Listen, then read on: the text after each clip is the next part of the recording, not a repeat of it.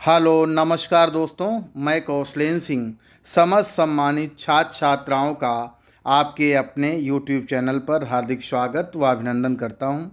आज हम गृह विज्ञान पाठ्य योजना के अंतर्गत कक्षा 8 के प्रकरण विटामिन पर चर्चा करेंगे, जो कि बीएड, बीएलएड, डीएलएड के लिए बहुत ही महत्वपूर्ण हैं। पाठ योजना को तैयार करते समय सबसे पहले आपको कुछ चीज़ों को ध्यान रखना है। जैसे यहाँ पर सेंटर में आपको पाठ योजना डालना होगा और यहाँ पर जो भी पाठ योजना का संख्या होगा उसे लिखेंगे। फिर उसके बाद यहाँ पर दिनांक लिखेंगे, यहाँ पर विषय और यहाँ पर प्रकरण दिया हुआ विटामिन, विद्यालय का नाम, जिस विद्यालय में आप प्रैक्टिस इन टीचिंग कर रहे होंगे उस विद्यालय का नाम पड़ेगा। कक्षा 8 वर्ग कालांश अपने अनुसार लिखेंगे और समयावधि 45 मिनट, जो कि आइडियल टाइमिंग होती है। अब हम बात करेंगे सामान्य उद्देश्य की, जो लिखे जाते हैं लेसन प्लानिंग में। और सामान्य उद्देश्य और विशिष्ट उद्देश्य सिर्फ हर्बर्ट लेसन प्लानिंग में ही लिखा जाता है। और आपको बता दें, यह जो लेसन प्लान बना हुआ है वो हर्बर्ट लेसन प्लानिंग के ऊपर बेस्ड है। सामान्य उद्देश्य जैसे दिया हुआ है यहाँ पर, खासकर विटामिन को लेकर, कि छात्राओं में गृह विज्ञान के प्रति रुचि उत्पन्न करना, ये पहला सामान्य उद्देश्य होगा। दूसरा, छात्राओं में रचनात्मक विधि का विकास करना, छात्राओं में कल्पना शक्ति का विकास करना, छात्राओं में घरेलू कार्यों के प्रति रुचि उत्पन्न करना, यह जो है हमारा सामान्य उद्देश्य होगा। इसके साथ साथ जो अगला और जो अंतिम यहाँ सामान्य उद्देश्य है वो है कि छात्राओं को गृह विज्ञान का दैनिक जीवन में महत्व बताना। तो ये आपका सामान्य उद्देश्य हो गया। अब उसके बाद हम बात करेंगे विशिष्ट उद्देश्य की। तो विशिष्ट उद्देश्य या उसे हम लोग व्यवहारिक उद्देश्य भी कहते हैं, तो जिसके अंतर्गत 7 उद्देश्य होते हैं, लेकिन जितने उद्देश्यों की पूर्ति हो रही हो आपको उतने ही उद्देश्य यहाँ पर लिखने होते हैं। तो पहला जो है नॉलेज ऑब्जेक्टिव्स, अर्थात ज्ञानात्मक उद्देश्य। तो यहाँ पर जैसे पहला दिया हुआ है कि छात्राओं को दैनिक जीवन में उपयोग किए गए जा रहे भोजन का महत्व बताना। दूसरा है छात्राओं को पोषक तत्वों की कमी से होने वाले रोगों के बारे में बताना। विशिष्ट उद्देश्य के अंतर्गत जो दूसरा उद्देश्य है अंडरस्टैंडिंग ऑब्जेक्टिव्स या बोधात्मक उद्देश्य, इसके अंतर्गत जो पहला उद्देश्य है वह है कि बच्चे विटामिन के बारे में जान सकेंगी या जान सकेंगे। दूसरा है छात्राएं विटामिन को परिभाषित कर सकेंगी। इसके बाद जो अगला है प्रयोगात्मक उद्देश्य, अर्थात एक्सपेरिमेंटल ऑब्जेक्टिव्स। इसके अंतर्गत जो पहला उद्देश्य है कि छात्राएं विटामिन के महत्व को समझते हुए पोषक तत्वों का अध्ययन कर सकेंगी। अगला है कि छात्राएं विटामिन के बारे में हुए प्रयोगों का अध्ययन कर सकेंगी।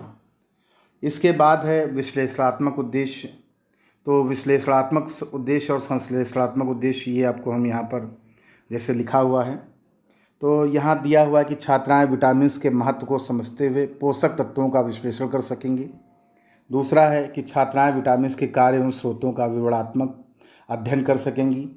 और जो यहाँ अंतिम उद्देश्य जो बताया जा रहा है कि छात्राएं विटामिन की कमी से होने वाले रोगों का निदानात्मक जो है वर्णन कर सकेंगे। तो इस प्रकार के ये जो उद्देश्य हैं वो आपने लिख लिए हैं।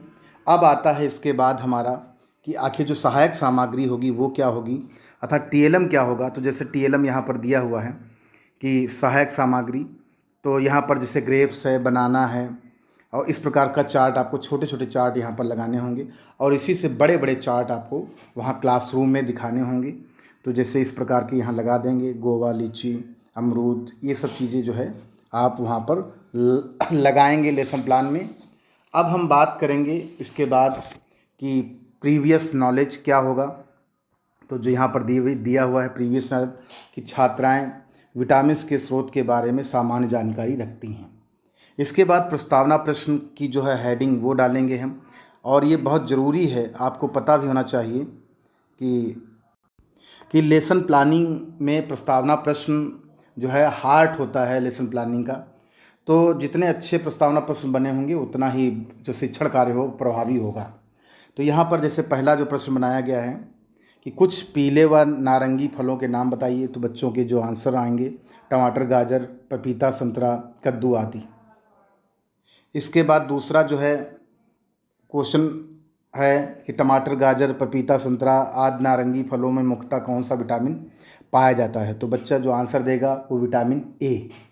इसके बाद जो अगला जो और अंतिम यहाँ प्रश्न जो है खासकर इसमें दिया गया है कि विटामिन ए की कमी से कौन कौन सा रोग हो जाता है।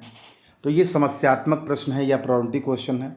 अब बच्चा नहीं बता पाता है, तो अब यहाँ पर स्टेटमेंट ऑफ द एम होगा या उद्देश्य कथन होगा, जिसके अंतर्गत हम कहेंगे कि छात्रों आज हम लोग विटामिन्स के बारे में विस्तार पूर्वक अध्ययन करेंगे।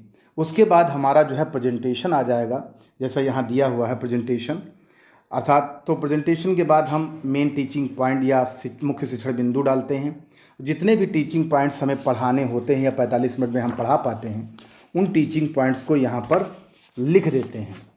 तो अब हम आगे जो है टीचिंग पॉइंट्स है, प्रेजेंटेशन है, उसकी बात करेंगे। अब पहला टीचिंग पॉइंट जो यहाँ पर दिया हुआ है, विटामिन्स का परिचय दिया हुआ है।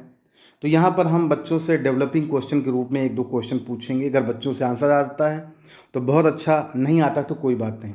तो यहाँ पर पहला दिया हुआ है कि शरीर की आंतरिक क्रियाओं को सुचारू रूप से चलाने के लिए क्या आवश्यक है। तो छात्राएँ या छात्र सोचते हुए मौन हैं, आंसर नहीं दे पाते हैं। और ये शिक्षण बिंदु आपको लिखने की ज़रूरत नहीं है, कहीं कहीं कॉलेजेस में लिखाया जाता है। श्यामपट्ट भी कार्य भी आपको लिखने की ज़रूरत नहीं है, उसके लिए अलग से एक कॉलम बनता है। और ये अगर कहीं कॉलेज में इस प्रकार से बनाया जाता है तो आप बना सकते हैं, कोई दिक्कत नहीं। तो यहाँ पर विटामिन्स का परिचय अगर बच्चा आंसर नहीं दे पाता है तो हम स्पष्टीकरण अर्थात एक्सप्लेनेशन देंगे, जैसा यहाँ दिया हुआ है कि स्पष्टीकरण ये दिया हुआ है कि शरीर के निर्माण एवं संचालन के में विटामिन्स आवश्यक नहीं हैं, परंतु शरीर की आंतरिक क्रियाओं को सुचारू रूप से चलाने के लिए आवश्यक है। प्राप्त जानकारी के अनुसार विटामिन जो है 6 प्रकार के होते हैं। तो जैसा पहला यहाँ पर दिया हुआ है कि वसा में घुलनशील विटामिन ए, डी, ई, जल में घुलनशील विटामिन बी और सी। इस प्रकार इन सभी विटामिन्स की जो है आवश्यकता होती है। तो इस प्रकार से कहीं ना कहीं हम उसके बारे में थोड़ा क्लियर कर रहे हैं और बता रहे हैं कि विटामिन्स का परिचय क्या होता है। इसके बाद हम हमारा जो अगला टीचिंग पॉइंट होगा कि आखिर विटामिन्स के स्रोत कौन कौन से होंगे, उन पर डिस्कस करेंगे। तो जैसे हमने यहाँ पर दूसरा टीचिंग पॉइंट ले लिया कि विटामिन्स के स्रोत कौन कौन से होंगे। तो इससे संबंधित हमने 1-2 समस्यात्मक या डेवलपिंग क्वेश्चन बना लिए। गाजर में कौन सा विटामिन होता है, बच्चा आंसर देगा विटामिन ए। तो उसके बाद फिर क्वेश्चन आएगा विटामिन ए प्राप्ति के कुछ स्रोत बताइएगा, बच्चा आंसर दे देता ठीक है, नहीं तो आप स्पष्टीकरण देंगे कि विटामिन ए जो है मछली का तेल, अंडा, दूध, दही, पीले फल, संतरा, गाजर, पपीता, हरी सब्जियां आदि स्रोत होते हैं। इसके बाद ये कहा जाएगा विटामिन डी का जो स्रोत होगा वो सूर्य का प्रकाश, अंडे का पीला भाग, मक्खन, ये सब होगा। विटामिन सी का आंवला, नींबू, मौसमी और टमाटर, अमरूद, अंकुरित चना। इसके बाद विटामिन ई के बारे में भी बताया जाएगा कि तेल, दालें और अंडा, पालक, अंकुरित दालें, गाजर एक्सेट्रा। विटामिन के का जो स्रोत होगा वो होगा सलाद, हरी सब्जियां, पत्ता गोभी, मटर, पालक आदि। तो इस प्रकार से सभी के स्रोत की बात हम यहाँ पर कर रहे हैं, जो हमारा टीचिंग पॉइंट है। अगला यहाँ पर विटामिन जो B1 यहाँ पर दिया हुआ है कि चावल, अनाज, तिलहन एक्सेट्रा। तो इस प्रकार के विटामिन के जो स्रोत हैं वो जो टीचिंग पॉइंट था उसको हमने क्लियर कर लिया। अगला हमारा जो टीचिंग पॉइंट होगा कि विटामिन का जो कार्य है एवं उसे कमी से होने वाले रोग कौन कौन से हैं। तो यहाँ पर जो पहला प्रश्न बनाया गया है विकासात्मक प्रश्न कि विटामिन डी की कमी से होने वाला कौन सा रोग हो जाता है। तो बाय द वे बच्चा आंसर नहीं दे पाता है तो यहाँ पर हम स्पष्टीकरण उसके बाद देंगे, जैसा यहाँ पर हमने दिया भी है, बच्चों ने दिया है। जैसे यहाँ दिया विटामिन ए की कमी से त्वचा, श्लेष्मिक झिल्ली तथा आँखों के लिए रतौंधी रोग हो जाता है। इसके बाद विटामिन डी की कमी से होने वाला जो रोग है कि हड्डियों को मजबूत बनाने का कार्य करता है। रोग जो है इसकी वजह से रिकेट्स हो जाता है।